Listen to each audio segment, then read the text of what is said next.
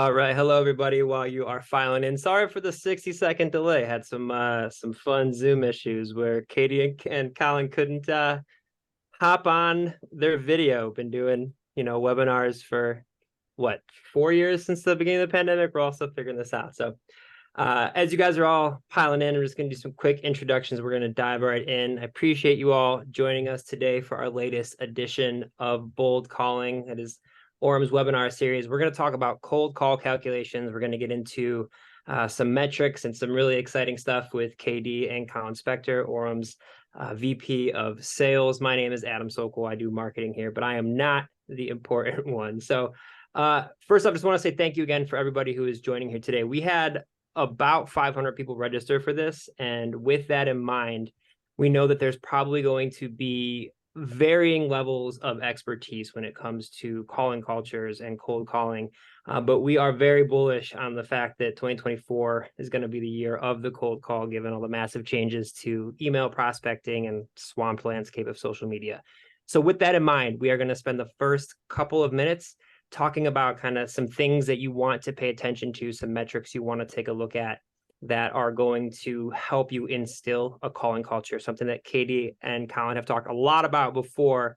I'll actually link to a webinar in our chat in just a little while here, so you can all look at that at a later time. So before we dive into kind of the nitty-gritty stuff, first things first, Katie, what are some of the metrics that a great team should be aligned around when they're considering starting a calling culture and getting into cold calling?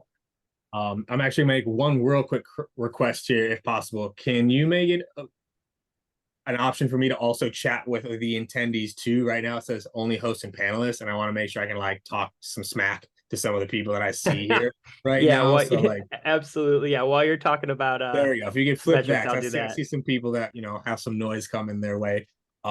So no, I mean the most important metrics, right? You got to work backwards from the goal. So obviously you need to know your revenue goal. Once you know your revenue goal, you need to know your deal size, so you know how many deals you need. Once you know your deal size, and you need to know your conversion rate, so you know how many ops you need. Once you know how many ops you need to know your qualification rates. You need to know how many discos you need to set. Once you know how many discos you need to set, you need to know your show rate, so you know how many meetings you have to set. Once you know how many meetings you have to set, you got to go, okay, well, what is our conversation conversion rate? So I need to know how many conversations I need to have. Once I know how many conversations I need to have, then I need to know, well, what's my connect rate? So I know how many calls to make in order to get those conversations. There's Armando. See, I knew there's some people in here about to get some. Okay. Then from there, I know my connect rate is 4%. Well, so from 4% the connect rate, now I know how many dials I need to make, right? So you have to flow all the way through. And then lastly, and then I'll pass it over to Colin, is you also need to know, right? What are your meetings by channel? Because I may not be getting all my meetings by calling. So it's those are my call metrics, but then I need to know my email metrics. I need to know my LinkedIn social metrics. So it all connects through, but those are some of the most important: dials, connect rates, conversation conversion rates, show rate, qualification rate, close rate, deal size, revenue. What would you like to add to that? Yeah, I think Katie nailed it, folks. We can go home. No, but really that you got to have the foundation, right? You got to have the building blocks. And if you've seen Katie and I cover that in a prior session, right? Today we want to even take it a step further, right? But starting, refreshing, right? Repetition's the mother of learning. Refreshing. Do you measure the basic building blocks today, right? The dials, right? The activities and how they convert and move towards your opportunity goals and your revenue goals. And I'd say to take it, a level deeper than we did last time, KD, right? It's understanding how many, each unique account and company, each rep is working, how many activities against each unique account before it converts to a conversation with the right person, and how many unique people in the account do you need to speak with before that becomes a bona fide opportunity. And remember, dials in and of itself, I mean, you can make 100 dials to one person and all of a sudden you made 100 calls, right? But also understanding how many unique people, unique contacts do your reps need to reach out to actually convert that to an opportunity is important. So, and you start to get a sense then of your capacity, right? So getting into capacity problem, how quickly you're moving through your adjustable market. So it's not just about, on the surface level, as we always start with, dials, connects, conversations, objections within those conversations, and the success rate against those objections to a meet. In many cases, for us in B2B sales, a meeting, right? A meeting, and of those meetings becoming qualified, the show rate, as Katie mentioned, and further downstream, you want to understand like the different personas that you're targeting. And something KD always talks about within that is different people will respond differently on different channels. And so for all of you in the audience, you probably call a spectrum of industries and company sizes and localities. For example, I know in Australia, they've got connect rates like 20-something%, right? Versus North America, we've seen industry averages, fall down to single digits in many places and with many personas. So, bear all that in mind as we go through today, but there are nuances here. And so we're gonna take it a level deeper, but again, starting with those higher level metrics, if it's important, you measure it. Katie always has some great lines around that as well. So, I just want to throw up real quick. I don't think I'm going to have to ask for questions, but because I see chat kind of blowing off. If you guys want to ask questions, feel free to put them in there. I'm not going to make this a whole Orum, commercial, but I do appreciate someone saying in my last Orum got me 2 to 4 meetings a day qualified. So I'm not going to make this a whole hour of rah Orum, but wanted to throw that one out there. We're talking a lot about these different metrics. I want to ask you both about benchmarks for those metrics real quick. Obviously, we're not going to go into each of those metrics you just referenced, and obviously benchmarking them. We've got a couple hundred people here watching this. Every single org is going to be different for what their actual benchmarks are going to be. So we don't need to spend 60 minutes on hypotheticals, but I'm curious, let's take just like leads per account, for example. Katie, when people are getting started with looking at how to break out that specific metric, how can they say, okay, what actually do we need to know for a successful number for leads per account? Like, how do they start measuring that?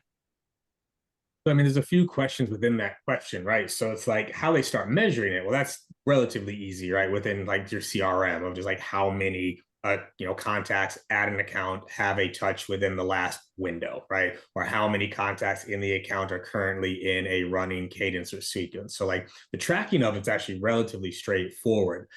How many you target at account obviously depends on the size of the account, right? Like if I'm going after Microsoft, I have way more people to target than if I'm going after, a 5-person startup. So it depends on the account, but my general rule of thumb, even at, going after enterprise, is I'm generally speaking not targeting more than 5 people at an account at once. Mm-hmm. Like I want to be very cognizant of because people do this, they spray and pray even within an account. Mm-hmm.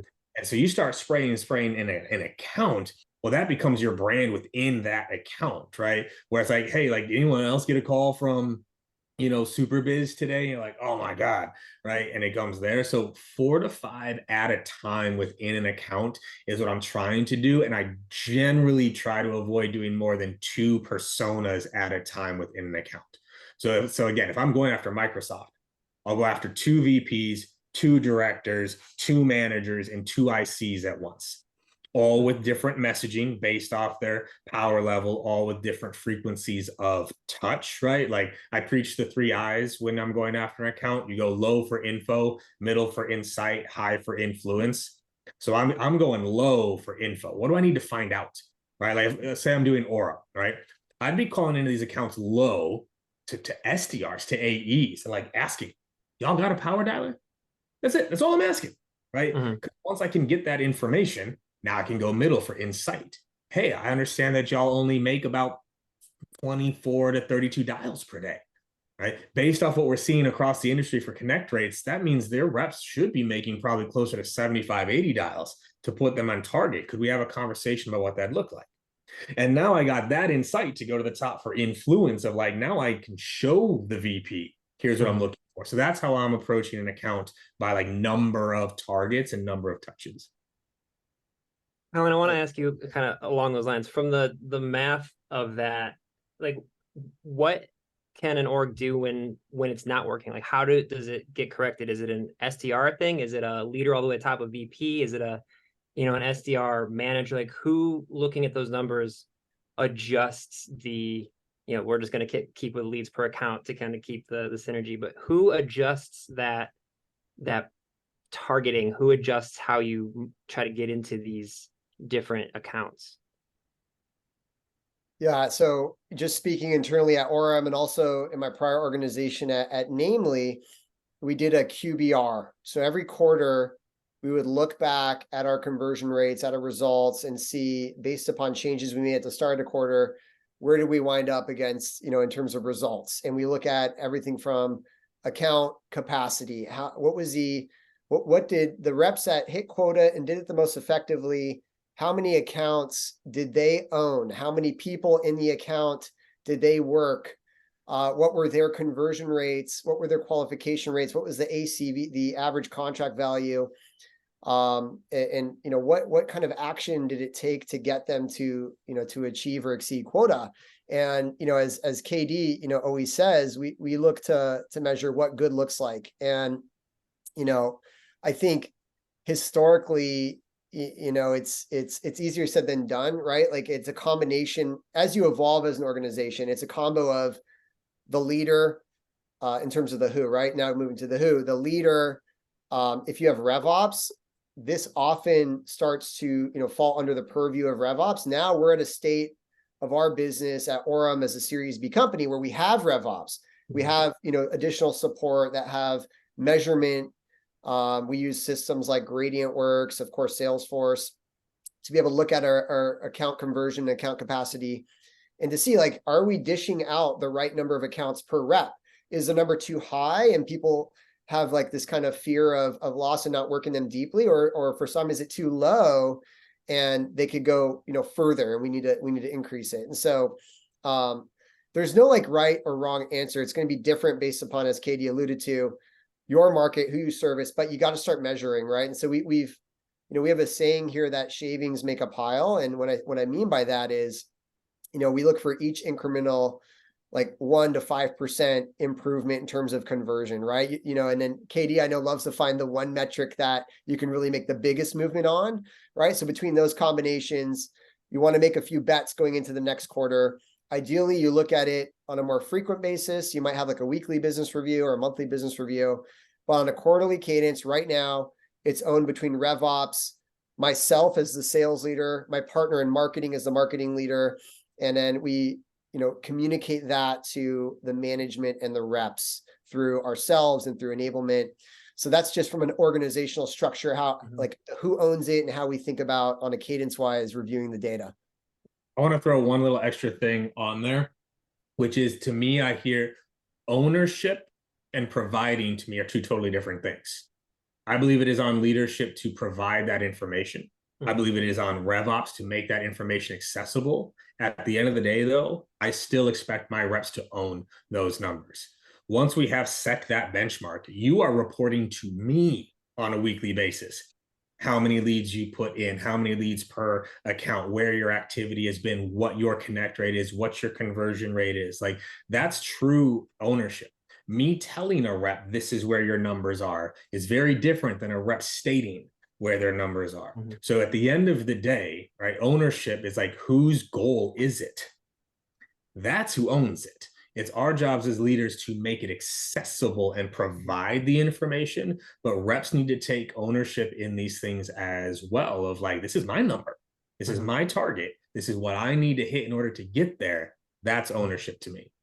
I love that, Katie. And that's why you've developed so many great leaders, right? From the rep level, you start to get folks used to reporting up, right? Managing up, and starting to really be an owner of your business, right? We say, yeah, you're the CEO of your territory, but like, I love that. That's a simple action item just to flip the script a bit. It's not the manager, hey, last week you had a connect rate of 4%. Typically you're at 10%. What happened, right? No, the rep reporting to you, hey, last week I had a connect rate of 4%. And here's what I did different, or I didn't change anything. Can we, help me kind of diagnose this, right? It's a different conversation. I love that. I love, like you said, kind of giving, and not only giving ownership, but reps taking ownership of their own metrics. But I guess I want to ask you both, like, how often should sales leadership be tweaking these various metrics? Like, how often are you recommending looking at what is not working and saying, okay, our reps are hitting 190% of their quota these past couple of weeks, like we gotta have to adjust. How often are you guys looking at numbers to adjust them? I look at numbers. I mean, I look at numbers daily. I look for adjustments weekly. I'm looking for changes monthly, right? The easiest way to think about it is like, what is the rate of change of the metric, right? So how long does it take to improve activity? Let's use that one. How long does it take to increase your activity? That's a day. So I can look at that daily, right? Conversion rates. Well, if I've got a 3-month cycle, well, it's going to take 3 months for that to change anyway. So funny enough, right? Like even with that, if I'm talking, conversion rates, and Colin knows this, I'm already a layer below that. I'm looking at our call scores. I'm looking at our discovery process. I'm looking at our stage progression, right? Like I'm getting ahead of the metric itself. So like activity, I can look at daily. But even then, and my managers, I didn't see any former managers on here right now or current managers. They know this. I rarely talk about a day with my team, like rarely, of like, hey, today was a bad day, or today our activity, like a day to me is like, it ebbs and flows. I'm looking at the week, right? If I have 3 days in a row where something was lower, now I've got a problem. But like as long as I'm in range, I'm okay. So I'm looking at metrics daily. My reps are reporting metrics to me weekly. My managers are reporting metrics to me weekly. My directors are reporting weekly. We measure based off the type of metric we're looking at, and that's the cadence there. And I guess, and it's interesting, like KD, I'm curious as well, like how often might you experiment with, different changes in your playbook and like kind of the value chain of, the funnel, right? Like, and do you kind of have a playbook you run to be able to experiment and kind of accelerate the learning for you all and make, find those shavings to increase conversions? Yeah. So the question I ask all the time that managers love me for and hate me for is IIW. IIW. Do I got any people that know what IIW stands for right now? To see if anyone can grab it in the chat, because it will help answer Colin's question here. IIW is a question I ask all the time on whether or not we need to change something. And what IIW stands for is it working? Is it working? Right? So let's say my conversation conversion rate is 27% on my team, right? 27%. It could get better, but is it working? It's working, right? So I don't need to make a drastic change there, right? So I'm looking for my levers that can actually have a big input, right? And then Colin, as we just covered actually with your team, I'm also looking at the variance of the spread. Okay, my average is 27, but if I got some people up at 40, well, then I know what I need to dabble with and experiment with. Whereas if my average conversion rate is 27, but my highest is like 32 and my lowest is 26, there's not much variance there to like really mess with. So that's how I look at it, is like, do I have examples far outside of what's working? Yes, I'm gonna go figure that out. No, we go through to see what we can do. Yeah, I love that, Katie. And it's like, I tell my reps, something similarly where, we've got the breadcrumbs of success that you should follow our playbook, right? Like this is what has worked to get us to this point, but we empower you to find ways to get there better, faster, stronger, right? And so if, we're telling you, hey, here's how we typically prospect on LinkedIn Navigator, here's the call script that we use historically that should lead to these results. But to your point, Katie, if you start to see an outlier, well above the average. It's like, well, what are they doing? Like, what are they saying at that point in the conversation to get, a 20% higher conversion rate, right? Or to yield a 20% higher ACV than peers in the same segment. And so help accelerate the learning for all. And I think especially as you're a growing organization, that kind of empowerment's important. And that's where, like, if people really feel like an owner, they're going to find the edge. They're going to find a way to get there faster. Which I love. You're always teaching and preaching that as well. So.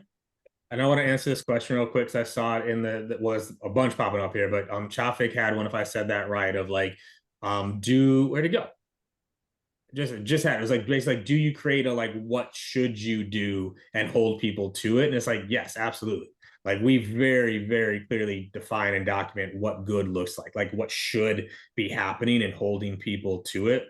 Absolutely. Absolutely. You have to have that in place.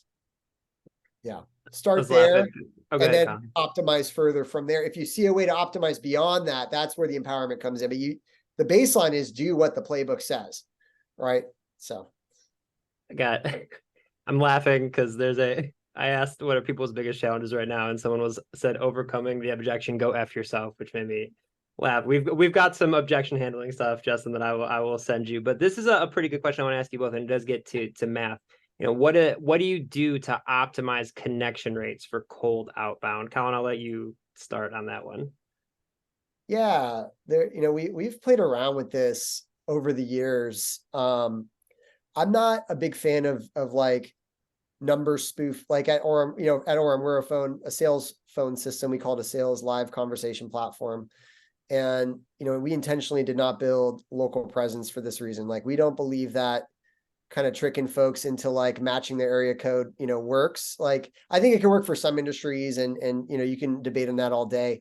I'm personally not a fan of that approach. There are kind of like tangential approaches to that, which we have played with, which have improved connect rates. And I'll give you guys a tactical one to take home. So one of them is the accounts that you're prospecting into, where do they do business? Who would they expect a call from? So it's less about where that person that you're calling is located, but where might they, in terms of business, expect a call from? I don't want them thinking it's their doctor office, down the street calling them and they're all jarred and scared. That's the area code matching, idea. And you can get a connect right there, but I think that's a bit more of a jarring experience. They're often a little more excited when they think it's the person that they do business with calling them. And that could cross over if they do business locally. But, for example, if they do business with government contractors located in the DC, Maryland, Virginia area, I might use a DC, Maryland, Virginia area code, even though that company is headquartered in Texas, let's say. So that's just one example to increase a connect rate. A couple other, mechanisms to increase connect rate are you can register your caller ID, right? I think it's a pattern interrupt for your caller ID to be registered to you as a person, as a human, versus coming up as spam or unknown. Another mechanism is using a system like Orum, where you have within the registering, where you have compliant caller ID, where it's going to come up good and clean. That's a pattern interrupt versus showing up as spam or something else. So I encourage you guys to think about a couple other creative ways there, and also different countries. You got to know the market you sell to, how they respond to certain caller IDs. And, if you're calling, France, we know they don't like to receive a landline call, but they'll receive a mobile call. So do you work with a provider that provides French mobile numbers, right? That's just another example there. So there's nuances to it, but learning your market, learning your persona, that can help increase your connect rate. Katie, yesterday we were talking a little bit about cold call efficiency. I think this is a good point. Can you kind of touch on that a little bit with like working backwards? You had some really good stuff to say about using email to build out a more successful, engaged cold call list. Yeah. So I think, and Eddie, I'll flip this on the other side, right? Of like when I work with companies, right now, I don't do a lot of outbound, which is crazy because my whole life and career has been built on outbound. This is the first time in my life I have a mostly inbound team, right? So I cut my teeth on outbound. When I'm seeing low connect rates, I'm actually looking at what are all the things we're doing off the phone, right? Because that is where I'm also looking, where can I increase engagement, right? So one of the first places I start, Eddie, is if I'm having really low connect rates, I try to improve my email click-through rate. Because if I can get more people to click on my email, I'm building a list of engaged prospects. They were interested in what I said. And so they were interested in that article, interested in that webinar, interested in the insight that we provided, interested in the video. So now when I'm calling them, there's also some name recognition, right? So a lot of my early emails, funny enough, are built for engagement. Can I get you to open? Can I get you to read a little something? I'm not even looking for a response. This is why I was still a huge proponent of video. And most people get video all wrong because they're like, video emails don't have a high response rate.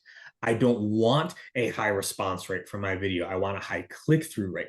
If I can get 10 to 15% of people to watch my video, what do you think happens to my connect rate when I make calls, right? So it's prioritizing my calls too, based off the people that are engaging with me. So that's another big thing to improve. Same with social, right? Okay, because now, Eddie, if you've seen my face on your social, you've seen a few emails from me, I sent you a video, I commented on 2 of your posts, and now you've gotten 4 calls from me over the past 2 weeks. Eventually, that curiosity gets the cat, and it's like, yo, what do you want? 90 seconds, let's go, right? So that's the other way, Eddie, is like, how can you warm them up other places to make them more likely to answer that call? I totally agree with Katie, and Katie has always preached this, and I totally agree with it, and I subscribe to it here at Orum. We do this as well. Be omnipresent, right? Be multi-channel, because different buyers will respond differently to different channels. You'll have a portion of your market that responds well to email, responds well to phone, responds well to LinkedIn or text, right? And I think a channel that is within what Katie mentioned, if you leave a voicemail and you're using that same number often to call them, and the voicemail, most people don't leave a voicemail. I get cold call all the time. I rarely get a voicemail, but I'll read the transcription of the voicemail. Every modern phone system, including your VoIP provider, will transcribe the voicemail that's being left. And then you can see what company it is. And then you got an email from them, and then they showed up on LinkedIn, right? And when they call you back, if it's relevant and you're actually interested, your connect rate's gonna be higher, because like, oh, it's that company calling me again about, my endpoint security. Actually, I have an initiative around endpoint security right now. I want to answer at this time. So one more that I want to, bring forward is, if you want to really increase your connect rate, is, it's one thing with the first connect, but most of the action happens on the second and third connects, right? You get someone one time and they said, busy, call me later. Most reps fail or don't have a great follow-up playbook, and the highest connect rates are the ones you've already connected with briefly. And so mark your numbers as valid. You can do that on Orum or, most of the modern, VoIP systems, and then bucket them into those follow-up lists.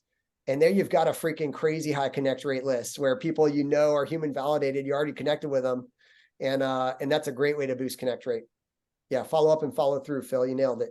Yeah, there's actually 2 things. One, what you guys are both talking about. There's actually just recently an entire Nearbound virtual summit talking about this exact idea. Is like, the more trust you can build with a prospect, the more likely they are to be willing to give you the time and kind of continue the conversation. And then along those lines of leaving voicemails, we have some data here at Orum. Like, if you leave a voicemail, you're actually 4 times more likely to get a pickup the next time that you call. So as long, when you're going to leave a voicemail, keep it brief, but give them some information, give them something that is valuable. And to Colin's point, like, they might not listen to it, but I'm going to look before I swipe, I'm going to read it. That's the thing with voicemails. People are like, well, no one ever calls me back. That's not the point of the voicemail.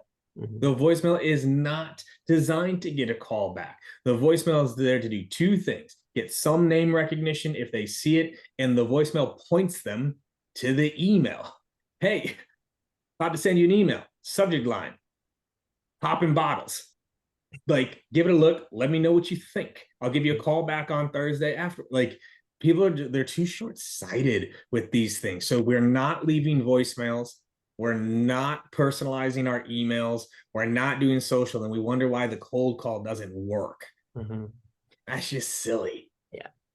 Colin, I want to ask you, you were talking about, understanding, meeting people where they are and knowing where they want to be approached. And I want to ask you both about, because obviously you said we're at Orum, we're a call first company. Obviously, we're big into the phones, but that can look like scaling up and scaling down the amount of calls you're making, depending on the vertical persona, whoever you're calling into. But does that mean eliminating calls entirely if people prefer email, or can you kind of talk through like shifting sequences depending on who you're talking to and trying to reach? Yeah. So, as the topic is, right, make sure your math is mathing, right? So taking it a level deeper, different personas will respond differently to different channels, right? So you should always be measuring where your personas are replying to the most and what's the most effective channel for you. And, we, as a part of just our own kind of qualification and scoring, to use the kind of sales calling functions within Orum, like we do our best to focus on markets or we prioritize markets that we know have success over the phone, right? And because if they don't have success over the phone, no technology is going to help them. And we might do a great job selling them, but they may not stick around on the back end if their market was just never good for the phone. And so for everyone in the room, you need to measure when you get someone on the phone, and there are technologies that help get people on the phone. Will they do they respond well to that channel, right? And that could be part of your messaging and your script and your relevancy. But if you've dialed all those in and you solve a problem for that specific persona and that ICP, and you need to understand if they're responding, positively and converting on that channel. And if they are, then yeah, double in on what's working, right? And if they're not, then maybe you have a sequence tailored towards other channels that that persona is responding well to, right? Like maybe developers, of certain technologies don't respond to the phone, whereas like a chief marketing officer would, right? Just as like a quick, example there. So I think, again, you got to measure your own market, your own situation. And the data will tell you, right? The phone may not be for every market. So that's okay. I don't give up on phone until I can confidently state we're taking an all-bound approach, right? Are we doing the emails right? Are we doing the social right? Are we doing the video right? Are we doing the phone right?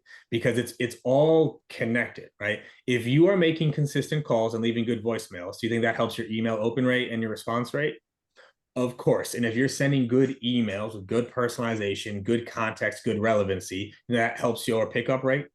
And then if they're on social and you are there and you are posting content, engaging with them, that like, to me, it's all, so until I know I'm doing all four of those right, if I'm still then only getting 2% connect rates on my dials, then yeah, maybe then I'm making a full pivot somewhere else, but I won't drop phone if I can't confidently say I'm doing all of the things. And one thing too that we didn't touch on, and I don't want to go down the rabbit hole, but is data. Are you calling the right types of numbers for your people? Do you have a strong data source out there? So that's the other part of this that, for connect rates and all this, like you gotta make sure you're calling the right numbers and the right people at the right times, right? Like I still, sellers, I'm gonna talk to y'all right now. Okay. Generally speaking, the best pickup rates are start of the day and end of day. Okay. I'm sure Colin has better data on this, but that start of day, end of day. Like, and when I say start of day, I mean like start of day, not like, all right, I'm getting into my day. And the end of day, actually, I think is what the data has shown for the past year, like that 4 to 5 p.m. prospect window time. I talk to a lot of teams. Colin, you see a lot of teams. They're not exactly ripping coldies from 4 p.m. to 5 p.m. at the end of the day. Like the phone is no longer happening. It's like a lot of reps get into the day. They're starting to make calls around 9:30, 10-ish because they had to get their list ready. And now they're making calls at 9:30, 10, 11 when I'm already back-to-back calls for the rest of the day. Yep. Oh, nobody answered today. Well, because you were calling them at their lunchtime and their prime meeting time. And then that afternoon circle back is almost never there for a lot of teams. It's like start the day, get your dials done, work on the other things in the middle, then end your day with it. That's the key. Yeah. No, yeah, Katie, you nailed, bookends of the day. I'd say, bookends of the week can also be good. And it really, again, depends on your persona, right? Like you got to know when is your persona mostly in meetings and how can you research that, folks? Like look internally at your own company. Like if you're calling a developer, look at your developer's calendar. If you're calling a sales leader, look at your own sales leader's calendar and where are they mostly stacked up? We're mostly doing our one-on-ones on Mondays, right? Or middle of the week stand-ups.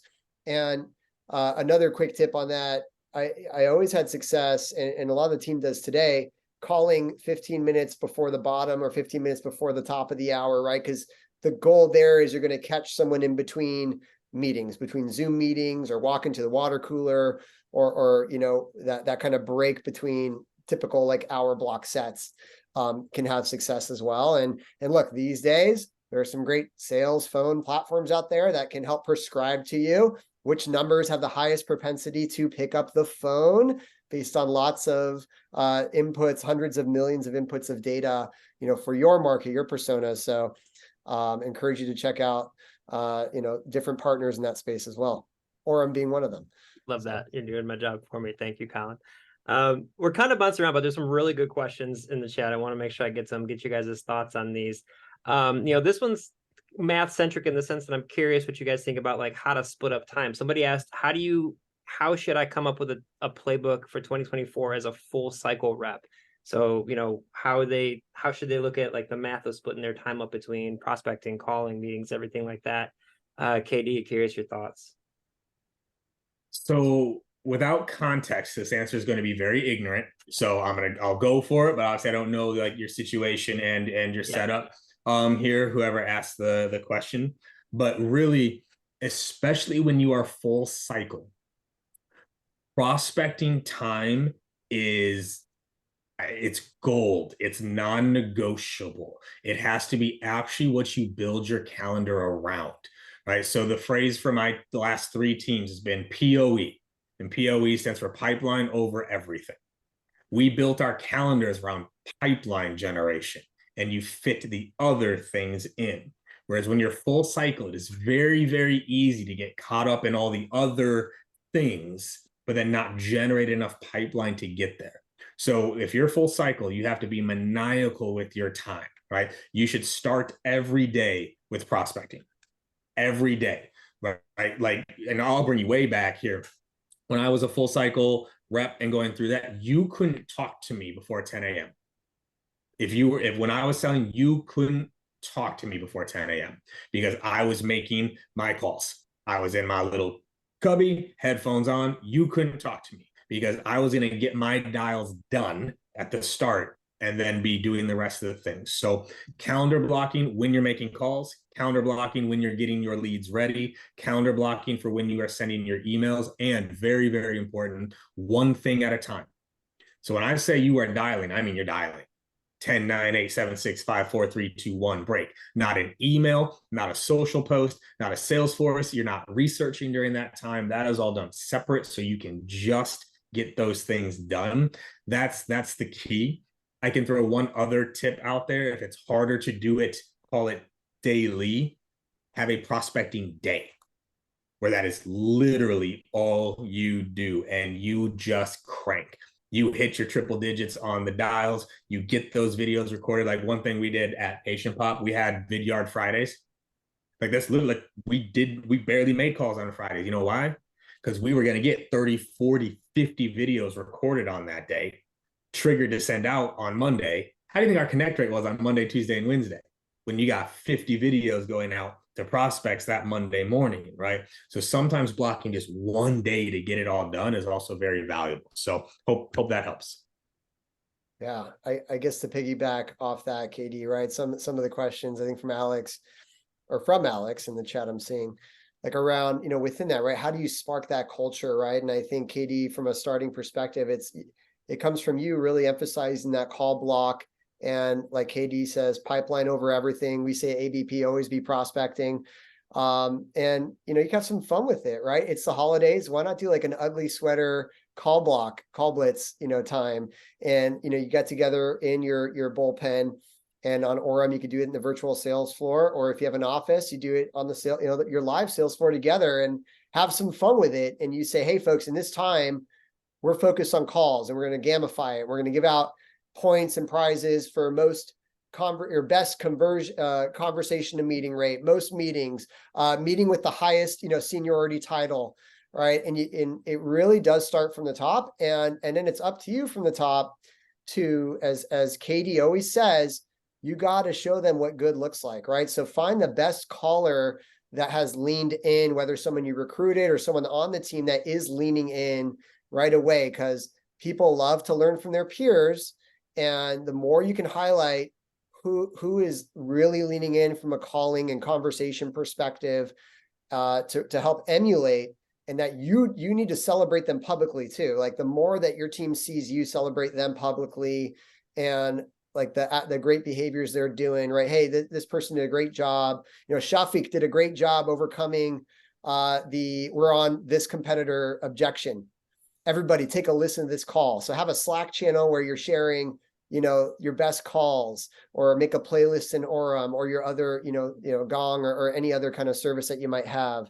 And the more that you snowball around this and celebrate what good looks like, as Katie always says, and I'm a big believer in, and create a culture around it, it really helps. But I'd say calling together really helps. You could do that in Zoom breakout rooms if you don't have a system like Orum. But that all, in my experience, it all adds up. I want to throw that, like, that was you got to it right at the end. It's like to Alex's question. If you are trying to start this, you need to be doing it together as a team. Like, do the call blitzes together as a team. Jump on the Zoom, jump in the Orum sales room, like do it together. Because especially in a remote environment, like I'm sitting in like the corner of my bedroom and Colin's calling from the kitchen. There's no unifying to a thing that can be scary, to a thing that does cause people some anxiety. Whereas if we're all in it together, sharing the wins, that's one of the things that I think is actually hardest with the remote environment is you don't have the immediate pick me up when something goes wrong, and you're not constantly hearing wins throughout the day. Whereas when we were on the floor, you heard someone book a meeting, right? You're like, oh, okay, they got one. So like it's believable, right? But then also you had a shitty call, sorry for cussing, like someone like, things are like, hey, yo, I got you. Like, let's take a quick stroll. Let's come back. Like there was way more of that. And so bringing that back together virtually is very, very important. So I would encourage you, if you're trying to get a new behavior in your team, do the behavior together. That's the key. Yeah, we found that people, when they use like our virtual sales floor call together, it goes from I have to call to I get to call. Like it's just that subtle mind shift of, like you said, like gotta do this by myself. This is gonna be so frustrating. And to like, oh, it makes it easier to laugh off those big rejections and to kind of celebrate those big wins. We just got a couple minutes left. I'm gonna launch a quick poll here. There's two real quick questions. We here at Orum, we're building out what we are calling our math of sales calculator. Obviously, we kept things like very high level here. What that math of sales calculator is going to be designed to do is to let your organization put your specific metrics in there so that you can actually see the things that you need to do to succeed. So if you're interested in that, you can click yes. I see a bunch of you doing that already. And then the second one is just if you're interested in a demo, let us know. We'll get in contact with you guys there as well. I want to ask you guys one or two more questions. Lost him for a second. He's back. Okay. There's like one or two more questions I want to get to really quickly. I know we're just about out of time. Any pointers on how to tackle role play based cold calling coaching for multiple buyer personas in a typical account? I'll take a quick stab logistically on this one, but KD is all about practice, practice, practice. So I'm going to pass it to him very quickly. Getting focused, and there's a couple tactical ways you can do this. If you have a sales engagement platform, I recommend to use tags. So you can start to tag by persona, or in Orum, you can filter by persona or title, and just get a focused call block on the persona versus going from, in my case, CRO to SDR manager to chief marketing officer. I'll say right now I'm going to hit up all CMOs. Right now I'm going to hit up all CROs. Right now I'm going to hit up all demand generation. Right now I'm going to hit up all RevOps leaders. And then I get into a groove. I get into a flow. I know the common talk tracks, the common objections for that persona. And then you could do that by vertical, by segment, by industry, by market. So that's my logistic recommendation there, is filter your call list by the specific persona. I'm going to give a quick baton over to KD on role play and practice. So the key with role play in practice is you actually have to practice in a way that develops skills. So we're going to do this real quick. For anyone here who played a sport or instrument growing up? Just drop it in the chat. Drop your sport, drop your instrument in the chat real quick. What was your sport? What was your instrument that you played growing up? We got basketball, football, baseball, pole vault, wrestling, okay, tennis, okay, all this debate. Actually, yes, 100%. I'll accept debate on this. Muay Thai. Okay, so we get all these examples. Okay, all right. And so Puneet, this was your question, so I'm going to ask it to you directly. Think about how you practiced for soccer. Did you practice the game, or did you practice the specific skills and drills associated with the game? One touch, headers, dribbling, slide tackles, right? Formations. You practice the skills and the drills. You don't practice the game. So what happens too often with role plays is people practice the game. It's the full call. You need to practice the skills you're trying to improve upon. That's the difference. So if you're talking about your different personas, that means the pain questions for a CMO are different than the pain questions for a CFO. So if you and I were role playing for that, it's like, okay, so Puneet, today we're working on the pain questions for a CMO. Here are what good looks like, the top questions we ask for a CMO that elicits pain that we know work well. Let's go back and forth on this. You say one, I give you one piece of feedback. Ooh, that was good. Let's try that again. You say it. Oh, that was nail it now. Let's make that tone a little bit more curious, not so directed. You do it again. Okay, now, okay, yep, that was perfect. Give me one more. All right, now in 5 minutes, you've now already gotten 6 or 7 repetitions of that specific question with feedback. This is actually how you need to skill and drill the calls. It needs to be high repetition of the skill you're working on, specific to that persona, day in and day out. These don't always have to be 30-minute sessions, right? Because like say Colin gave the example, we're working on a specific objection, like, oh, we already used blank, right? So let's imagine that's the objection I need to get better at. Do you know how many repetitions I could get done with that in 20 minutes if that's all Colin and I are practicing? 20 minutes of, oh, I'm sorry, we already used someone. Colin handles it. Like, okay, no, that was good, but remember, we have to finish up with a question. Oh, I'm sorry, we already used someone. And he does it like in 20 minutes, right? Like what I'm going for is I want my reps to be at a point where like, KD, I got it. I'm like, I know you do. Let's do it again, right? Because until you can do it with me in practice, I know you can't do it in the game. So I'll step off my soapbox there real quick, but that's my take on practice. That is beautiful. I want to thank everybody for joining us today. I put some links in the chat for you guys to connect with everybody here. We will be sending you all a follow-up email with the recording of this so you can share it with your teams. KD, Colin, thank you so much. You guys are the best. Appreciate it, y'all. Thanks for having me. See everybody. Thank you, KD. Thank you, everyone in the audience, for showing up live here. We appreciate y'all. All right, All right, guys. Bye, everybody. Happy hunting. Best luck with year end. Happy holidays.